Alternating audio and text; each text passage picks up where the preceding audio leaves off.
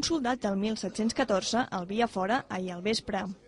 Era un membre de l'associació Miquelets de Catalunya, una associació de recreació històrica que es va presentar ahir. Aquesta entitat té per objectiu fer reviure els milicians i soldats del 1700 i donar a conèixer la Guerra de Successió. És per això que ahir hi havia un miquelet al via fora. Però què és ben bé un miquelet? Són voluntaris, són combatents, són gent que participa en totes les guerres del segle XVII, del segle XVIII i fins i tot del segle XIX.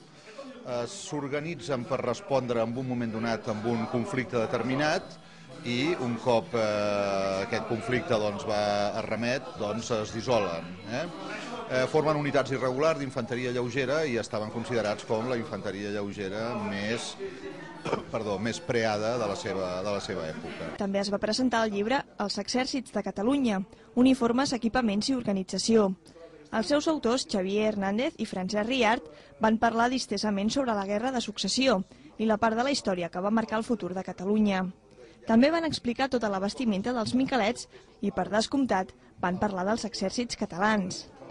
Sovint els catalans, la nostra pròpia historiografia i nosaltres mateixos se'ns ha negat conèixer parts de la nostra història. Hi ha coses que s'ha amagat que tinguéssim. Sembla ser que se'ns han amagat gestes, aportacions importants, com si no tinguéssim dret a tenir-les. El tema militar és un d'aquests casos. Sovint la història militar de Catalunya s'ha volgut amagar, sovint s'ha volgut amagar que els catalans van tenir una capacitat extraordinària durant la Guerra de Successió per muntar una maquinària militar importantíssima i per muntar un exèrcit realment rellevant. Precisament, abans de començar l'acte, els autors del llibre van ser nomenats Miquelets de l'any.